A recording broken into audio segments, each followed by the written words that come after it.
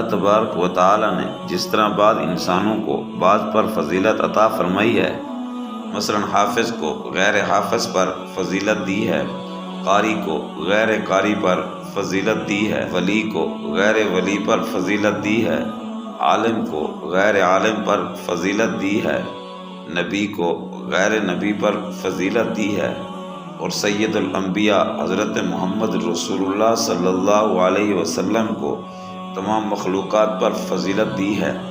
اسی طرح مسجد کی زمین کو عام زمین پر فضیلت دی ہے، پھر جامع مسجد کی زمین کو باقی مساجد کی زمین پر فضیلت دی ہے، اور کعبہ کی زمین کو مسجد نبوی کی زمین پر فضیلت دی ہے، اور آن حضرت صلی اللہ علیہ وسلم کے روضہ اطہر کی وہ زمین جو آپ صلی اللہ علیہ وسلم کے جسد اطہر سے مس کرنے والی ہے، وہ تمام زمینوں بلکہ عرش، کرسی اور جنت سے بھی افضل ہے۔ اسی طرح اللہ تعالیٰ نے بعض زمانوں کو بعض زمانوں پر فضیلت عطا فرمائی ہے، تاکہ ایام میں جمعہ کو تمام دنوں کا سردار بنایا، رمضان کے مہینے کو باقی تمام مہینوں پر فضیلت عطا فرمائی، شب قدر کو باقی راتوں پر فضیلت عطا فرمائی۔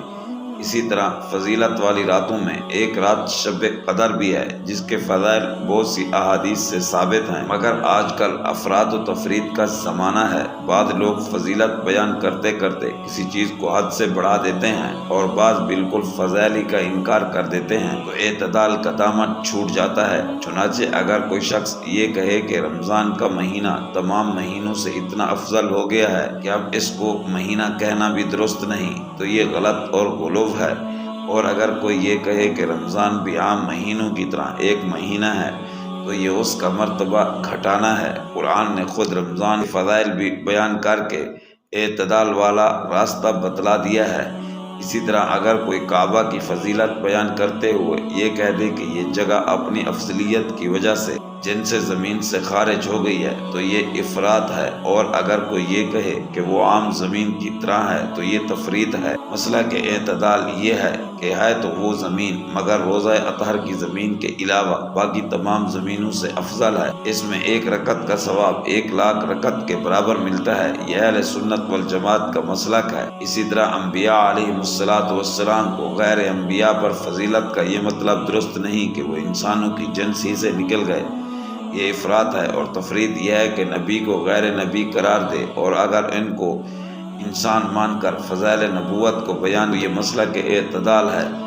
بہرحال باقی مقامات میں افراط و تفرید کی طرح شب بارات میں بھی افراط و تفرید ہو رہا ہے۔ بعض نے جعلی فضائل بیان کرنے شروع کیے، اور بعض نے اصلی فضائل کا بھی انکار کر دیا۔ بعض رات نے مجوسیوں کی مشابہت اختیار کرتے ہوئے اس رات میں آتش بازی اور چراغاں کو رواج دیا، جس میں مخالفت شرع کے ساتھ ساتھ جانی اور مالی نقصان کا خمیازہ بھگتنا پڑتا ہے۔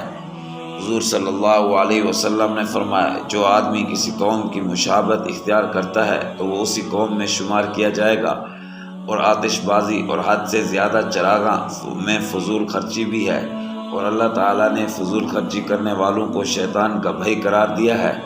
سورہ دخان کے شروع میں لیلہ مبارکہ کا ذکر ہے۔ بعض مفسرین اکرمہ وغیرہ نے اس رات سے شب بارات مراد لی ہے۔ حضرت عائشہ رضی اللہ تعالیٰ عنہ فرماتی ہیں کہ ایک رات میں نے حضور صلی اللہ علیہ وسلم کو بستر پر نہ پایا تو میں نکلی، اچانک حضور صلی اللہ علیہ وسلم بقیع والے قبرستان میں تھے، تو حضور صلی اللہ علیہ وسلم نے فرمایا، کیا تجھے خطرہ تھا کہ اللہ اور اس کا رسول تجھ پر زیادتی کریں گے؟ میں نے عرض کیا کہ اے اللہ کے رسول، میرا خیال ہوا کہ آپ اپنی بعض دوسری بیویوں کے پاس تشریف لے گئے ہیں۔ تو حضور صلی اللہ علیہ وسلم نے فرمایا کہ بے شک اللہ تبارک و تعالیٰ نے نصف شعبان کی رات کو آسمان دنیا کی طرف نزول فرماتے ہیں، اور قلب قبیلہ کی بکریوں کے بالوں کی تعداد کے برابر لوگوں کی مغفرت فرماتے ہیں۔ یہ روایت ترمذی جلد 1 صفحہ 130 پر موجود ہے۔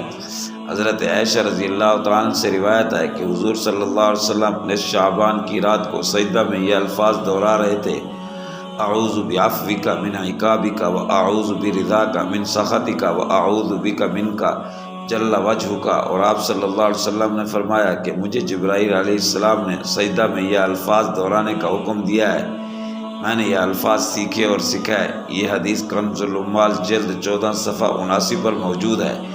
حضرت عطا ابن یسار رحمہ اللہ سے روایت ہے کہ جب نصف شعبان کی رات ہوتی ہے تو فرشتہ اس شعبان سے آئندہ شعبان تک مرنے والوں کے نام لکھ دیتا ہے، اور آدمی ظلم کرتا ہے اور تجارت کرتا ہے اور عورتوں سے نکاح کرتا ہے، حالانکہ اس کا نام زندوں سے کاٹ کر مردوں میں لکھ دیا جاتا ہے، لیلۃ البرات سے افضل کوئی رات نہیں ہے۔ اس رات اللہ تعالیٰ آسمان دنیا کی طرف نزول فرماتے ہیں، پس شرک، کینہ وار اور غدار نامی کرنے والوں کے علاوہ ہر ایک عبادت کرنے والے کی مغفرت فرما دیتے ہیں۔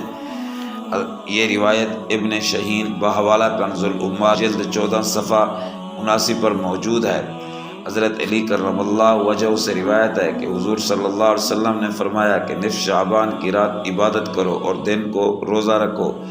یہ روایت تفسیر در منصور جلد نمبر 6 صفحہ 26 پر موجود ہے۔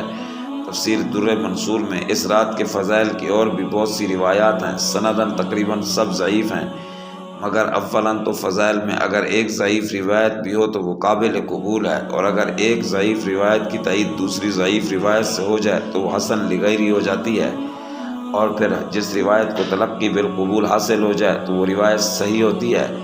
اس لیے شب بارات کے بارے میں جو روایات ہیں وہ تلقی بالقبول کی وجہ سے درست ہیں اور اسنادی بحث سے مستغنی ہیں۔ اس لیے زمانہ حال کے منکرین حدیث اور بعض جدید محققین کا شب بارات کی عبادت اور دن کے روزے کا انکار کرنا درست نہیں۔ چنانچہ حضرت اقدس حضرت مولانا مفتی محمد تقی صاحب عثمانی زیدہ مجدو فرماتے ہیں کہ ان روایات کے ضعف کے باوجود شب بارات میں اہتمام عبادت بدعت نہیں۔ اول تو اس لیے کہ روایات کا تعدد اور ان کا مجموعہ اس پر دال ہے کہ لیلۃ البرات کی فضیلت بے اصل نہیں۔ دوسرا، امت کا تعامل لیلۃ البرات میں بیداری اور عبادت کے خاص اہتمام کرنے کا رہا ہے۔ جو بھی ضعیف روایت مؤید بالتعامل ہو وہ مقبول ہوتی ہے، لہذا لیلۃ البرات کی فضیلت ثابت ہے، اور ہمارے زمانے کے بعض ظاہر پرست لوگوں نے احادیث کے بعض اسنادی ضعف کو دیکھ کر لیلۃ البرات کی فضیلت کو بے اثر قرار دینے کی جو کوشش کی ہے وہ درست نہیں ہے۔ یہ بات میں نے طرز ترمذی جلد 2 صفحہ 581 سے کی ہے۔